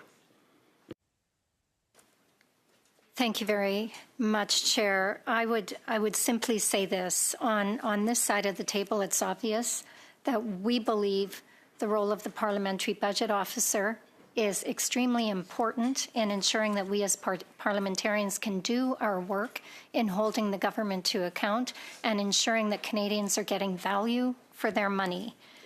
Having said that, I would also say that we see moving from 1 week to 2 weeks as a friendly amendment to the motion that I put forward. Thank you. Ms. Rochefort and then Mr. Gasparo. I have no further comments. I'll leave my time to Mr. Gasparo.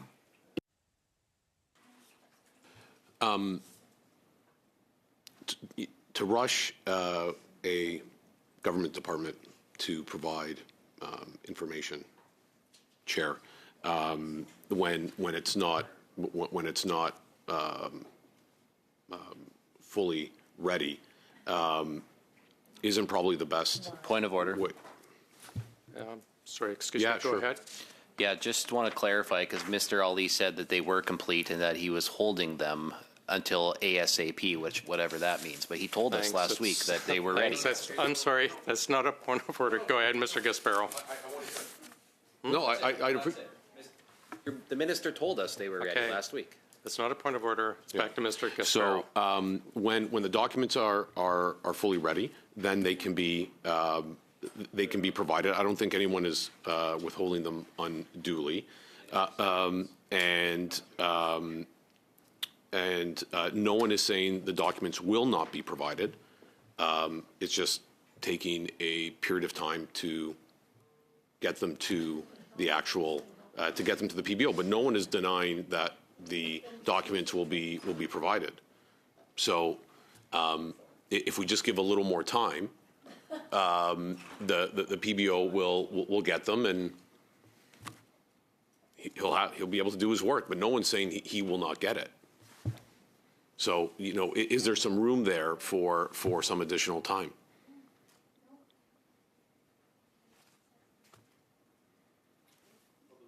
On the amendment to change it from 1 week to 2 weeks. Mr. Gasparo?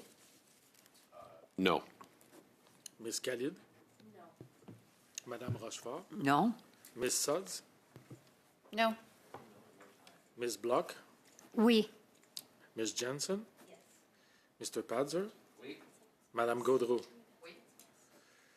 Yeas pour 4, 4, and nays contre 4, 4. I will say yes. So the amendment carries. So we're on to the amended motion. I have on my speaking list, I had Ms. Gaudreau, Mr. Patzer, Ms. Rochford, Ms. Khalid.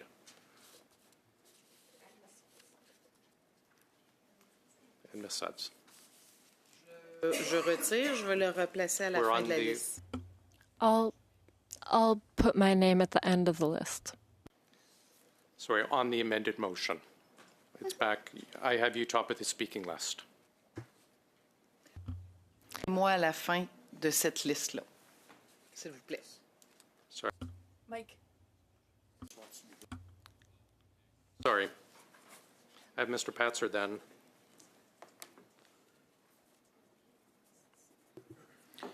Yeah, I'll just keep my remarks brief. I mean, Minister Ali came to this committee and said he had the documents. They're complete. The notice was given 5 months ago to create the documents. So departments have had 5 months to prepare this information. They've prepared it. It's complete. The minister said so himself last week here at this very committee. He's holding them. Ms. Rochefort, you're reading the reason they are holding it, which was the same excuse the minister gave. We just heard from Mr. Jakes about timely access to information, how he holds it in confidentiality. This motion, I'll just reiterate to members, says it goes confidentially to the clerk, only the clerk, not to any of the members of the committee, and then to the PBO. That's it, to be held in confidence. This is a sound motion, and I think that we can all support it. You wanted more time, you got more time, you voted against adding more time, which I found interesting, but nevertheless, this is a pretty straightforward motion. Like I said, it's the Treasury Board minister actually is the one that's holding the information and not releasing it. These individual departments have actually fulfilled the CERs, and it's the TBS minister that has the information. So, like I said earlier, it's a click and drag exercise onto a thumb drive, off to the PBO, done. It should take all of 30 seconds to do it. Thank you. Ms. Rochefort, then Ms. Khalid. Thank you, Mr. Chair. I simply want to come back to very basic information that was provided. Basically, in the letter, it was quoted that once departments have had a chance to review the decisions, update their plans where relevant, and once the budget has received the support of Parliament, implementation, including workforce changes, will begin in a transparent and respectful manner. And this is the key line here. Back to Mr. Patzer, this will ensure that we are providing you and your office with accurate and reliable information. That's what this committee wants, is accurate and reliable information, and they promised to do so by early December. So that's why I say there should be no timeline. The timeline is in that letter. It is reasonable, and I very much in favor of this letter that was provided.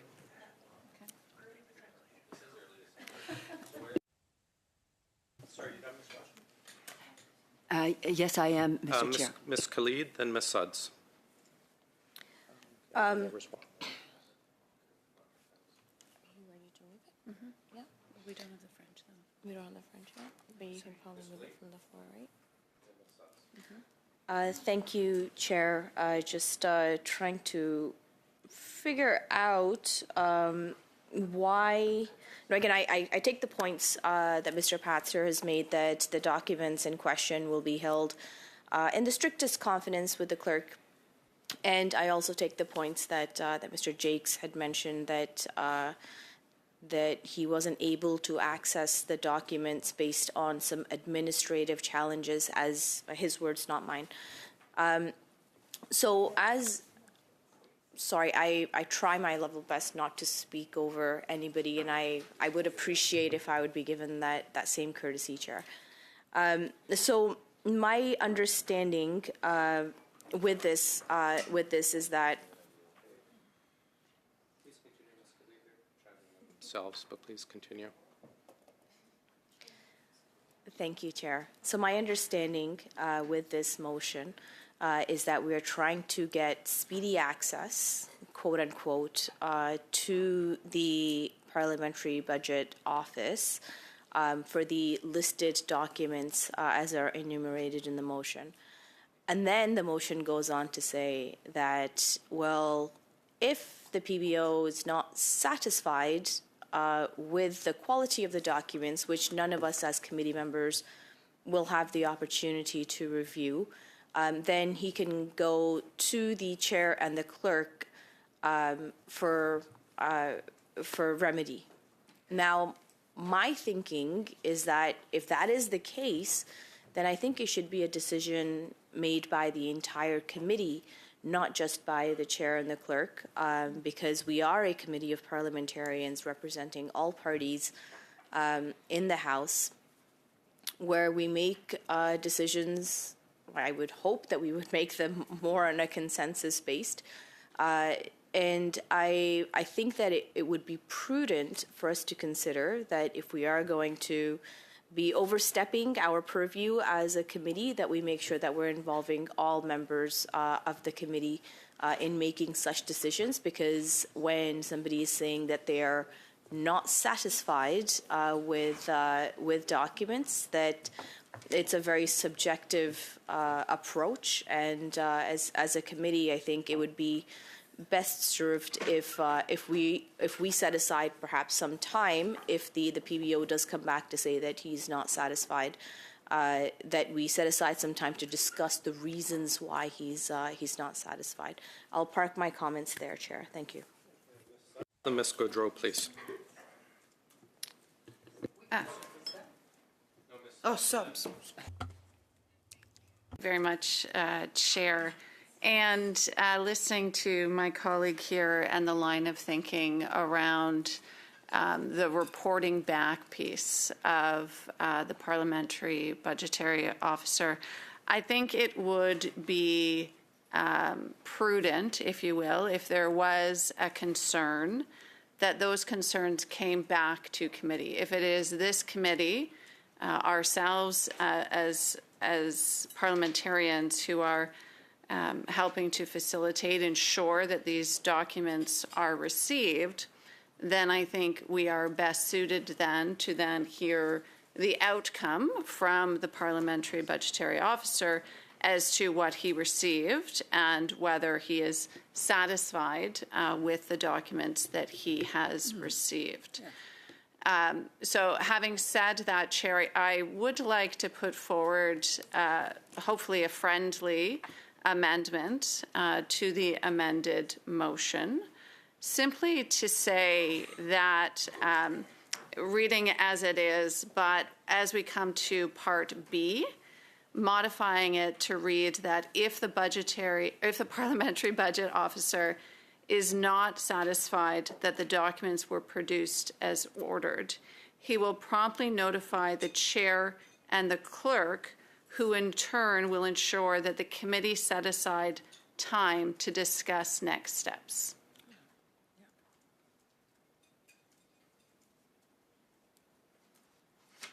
Everyone clear on that? Do you actually have in writing you want to send to the clerk and then forward out, or are we clear? A minute, but we can do that, yes. Yeah, please. We'll just start speaking order with Mr. Patzron while Ms. Sudds prepares that for us. Okay. Go ahead. Thank you very much, Mr. Chair.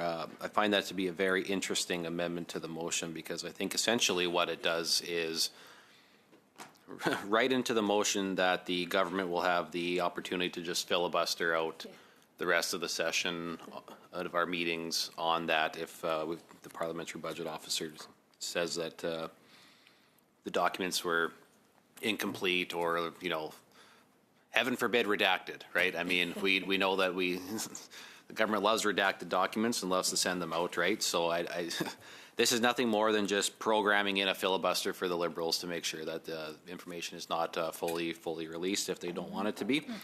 And it's nothing more than that. So I just put that on the record for Canadians to understand that all this is just writing in a filibuster. That's all. Great. Ms. Goodrow, are you going to send that to the clerk? Thanks.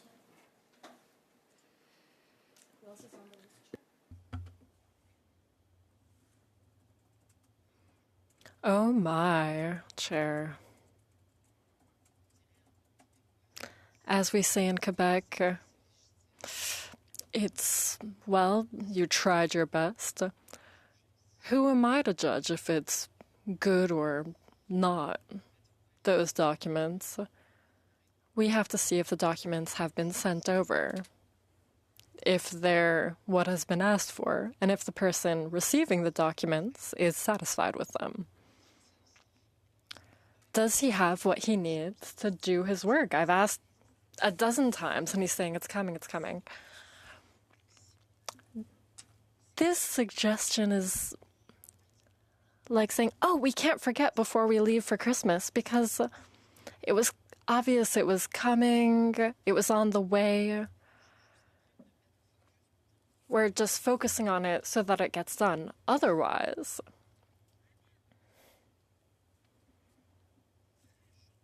if we add time onto our report, well, I have déjà vu. What are we afraid of? Do they want to hide things? So if we stretch that time out, I'm not interested in not having transparency. It's just a reminder that in 2 weeks, the PBO needs his documents so he can do his work. It's confidential, and bada bing, bada boom. We'll send the PBO the information he needs. So no. Thank you, Chair. Sorry, I'm just trying to pull up the copy of the motion itself and what the amendment will do.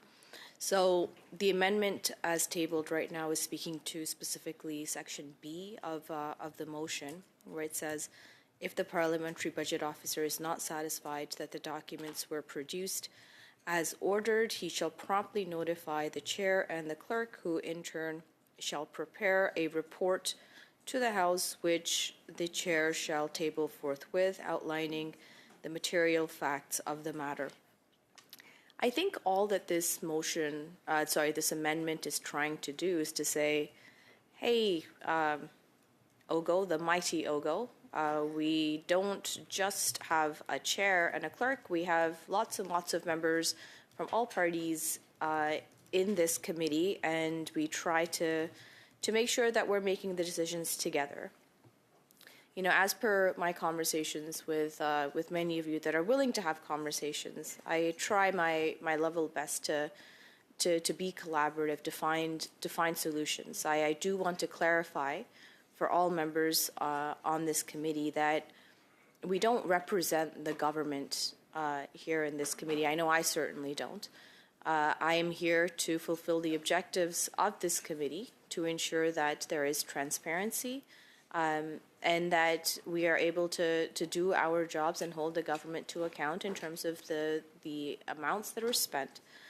We know that this year has been a little unprecedented based on when the budget was tabled, with a real, I think, mix-up, and I'm sure that our public service and bureaucrats felt it a little bit more than we did in terms of how numbers were put together, data sets being a little bit different given the time of year, etc. So, I mean, just going back to the facts, is that November 5th, as per the PBO, They made a request with a deadline of November 19 of, I believe it's five different departments. And then on November 19th, not having received it, and as per the admission of the PBO themselves, they said that it was due to administrative challenges that they were not able to receive it. And when we don't know the extent of communications with the relevant departments in terms of, whether the departments are working on it or are they outright refusing to provide the information, as I have expressed, I find this motion to be a little preemptive. However, if that is the consensus that we are trying to build in this committee, then I think that we should definitely be supporting this amendment to say, instead of the subjective, I don't even know how you would analyze whether somebody is satisfied with documents or not. Is it based on a quantitative list of documents? Is it based on the quality of the documents? Is it based on, oh, that person looked at me wrong? We don't know what the satisfaction rate would be. Is it on a scale? Is it a yes or no? So I would really like to really, I think, expand this to the entire committee instead of just to the chair and the clerk and the PBO. Because I think that we should all factor in, all of us, as to what satisfaction or dissatisfaction looks like, what those parameters are. And I appreciate that the motion takes into account the confidential nature of the documents and that it will be only the clerk that looks at it. However, I do believe that, as we talk about accountability and transparency, I believe that all public office holders should be held to that same level of transparency and accountability. And if the parliamentary budget officer presents himself as somebody who is not satisfied with the documents received, then I think the committee has a right to know why he was not satisfied or what were the parameters under which his satisfaction level would have been met. So I do support this amendment because I think it is more inclusionary and really brings the committee as a whole with respect to enforcing and reinforcing the transparency objectives of this committee, the accountability objectives of this committee, and hopefully the inclusionary objectives of this committee as well. So, Chair, I through you would encourage members to support this this amendment because I think it is one that is healthy and one that includes the entire committee, not making partisan hay out of something. I think it's better for us to all be included in making those decisions. I'll park my comments, Chair, there, but I do reserve the right to get back on the list. Mr. Gasparo. Thank you. And I just want to clarify something for the record, Mr. Chair, and Mr. Patzer knows I have a great deal of respect for him. I have the quote that the minister, a direct quote from the minister when he was at committee and when he was asked the question that you referred to, Mr. Patzer. And his direct quote was, "I will provide you with the information as soon as possible." We have finalized that. That was the direct quote. So there was no specific timeline provided when. No, but I'm just saying that, Okay, you. It's Mr. Gasparo's floor, please. No, but I'm just saying when you raised your point of order, Mr. Patzer, you said there was a timeline provided by the minister, and that's not completely accurate. And I just want to correct it. I just want to correct it for the record. That's all I'm saying. Briefly, go ahead. All I said suggested was that the documents were complete. I did not say that there was a specific timeline associated with it. So please don't put words in my mouth. Thank you. Lead, I am judging. When you're chair, you can decide, but you're not. It's not a point of order. Mr. Gasparo has the floor. Go ahead, sir. Yeah, that's it. That's all I wanted to say, Chair. Thank you. I have Ms. Suds, then Ms. Rochefort. Thank you, Chair.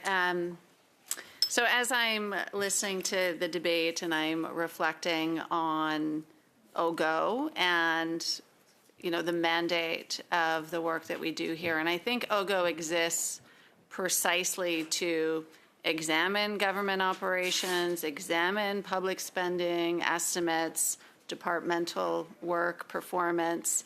And, you know, I think if the PBO receives insufficient information from departments, that is squarely within OGGO's oversight role. OGGO is Parliament's primary forum for examining government operations, and it should be the first body that is informed of any difficulties so that it can exercise our oversight capabilities or responsibilities appropriately. I would also argue that it ensures natural or fairness for departments, if you will. So if the PBO goes directly to Parliament or to the Speaker, departments may not, or may appear, I should say, to be non-compliant without necessarily having had the opportunity to substantiate or explain the rationale behind any delays. I think it's an important point to raise and important for them to be able to address any concerns. And I think OGGO provides a venue to hear both sides of that before we need to escalate to Parliament. I would also say that it avoids coming to OGGO and us doing the work that we are mandated to do here, avoids unnecessary escalations and potentially misunderstandings from the public. So going straight to Parliament elevates the issue immediately to the parliamentary privilege level, really, but it could be unnecessarily. So OGGO gives us the opportunity to seek clarifications, gives us an opportunity for hopefully constructive dialogue, gives us an opportunity to resolve these issues, and also, frankly, to depoliticize discussion before it becomes a larger parliamentary matter. So I think most information issues can be resolved here at this table with OGGO without needing to escalate to the House, which protects Parliament from unnecessarily privileged disputes and preserves our focus on substantive oversight. I would also point that Sorry, let me just interrupt you for a second. The email's gone out from the clerk with the wording. Sorry, please go ahead, Ms. Suds. Yes, thank you. Thank you, Mr. Chair. So, as I was saying, I think there's a number of very valid reasons why, OGGO is the primary and should be the body which would be a forum for resolving any sort of issue if the parliamentary budget officer was not satisfied. Having said that, I think we're happy to let this amendment go to a vote and to move the following amendment. We can't. We're debating the amendment. Debating the amendment. So apologies, Chair. I'm multitasking, as I'm sure you can appreciate. Let me just finish off, if I may, with one additional thought, and that is that this forum and OGGO, I think, gives us as parliamentarians sitting on this committee an ability to get early warnings, if you will, if we feel like departments are delaying, if information is incomplete, if there are problems, the committee has the ability to call witnesses, to interact with the parliamentary budget officer, to ensure that documents are provided, to ensure that the parliamentary budget officer is able to do his work. And that is entirely, I think, the approach that we should be taking, Mr. Chair. Thanks, Ms. Rochford, then Mr. Patzer. I would really like, Mr. Chair, to thank my colleague for such a great overview of the mandate of OGGO and very comprehensive in terms of in view of this discussion that we're having today. I thought that was just excellent. For me, I just want to make sure that I understand where we're at in our debate. And if I may I just want to reread, if I can, the motion just to make sure I want to make sure that that's where we're at this point in time. I'm going to interrupt you. I'm not sure we're dealing with the amendment to the motion. Okay, so we're ready then to take it to a vote. Thank you. With your time, I have Mr. Patzer. Pardon me, I just still have we still have our colleague that just stepped out for one moment, and so if I understand correctly, this motion will have two parts. And is that correct? There is the first part. Ms. Rochford, I'm going to interrupt you. We're dealing with the amendment. Okay, the amendment. We're not playing around games with what the motion is. We're on the amendment brought in by your member. So. So I still have the floor. Pardon me, just a second. So I'm clear on terms of the. So basically. On the amendment, please. So basically, there is a motion that has been amended by my colleague, Mrs. Suds, and we're debating the amendment. We're debating the amendment at this point, and so.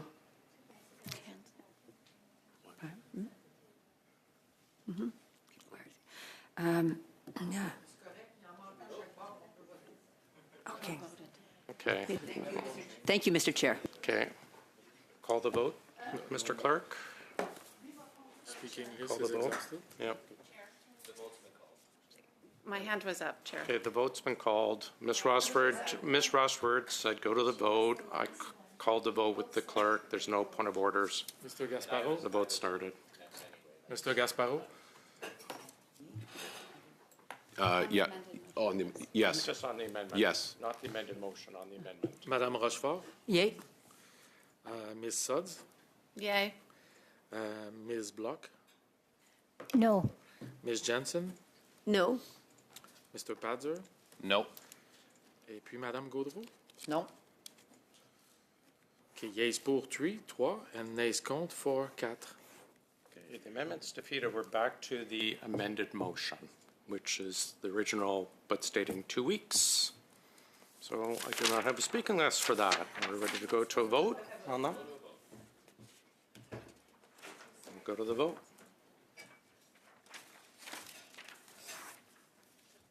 Mr. Gasparo? On the amended motion. On the amended motion. We didn't even have a chance to talk about it. Yeah. I said the speaking list was exhausted. I asked for speakers. No one said anything. We went to the amendment vote. There's no point of orders during a vote. Please continue with the vote, clerk. Mr. Gasparo? No. On the amended motion. No. Ms. Khalid? I'm sorry, colleagues. We're having the vote. You can comment afterwards, please. Ms. Khalid? I took a health break. I would like to know what I'm voting on. We're voting on the motion as amended. And the amendments are? The one amended by Ms. Gaudreau. So that's what we're voting on right now. Okay, and the amendment that Ms. Suds had passed did not? Did not pass. Please continue with the vote, sir. Ms. Khalid? I vote no. Madame Rochefort? No. Ms. Suds? No. Ms. Bloch? Yes. Ms. Jensen? Yes. Mr. Padzer? Yes. Madame Gaudreau? Oui. Yeas pour 4-4 and nays contre 4-4. Yes.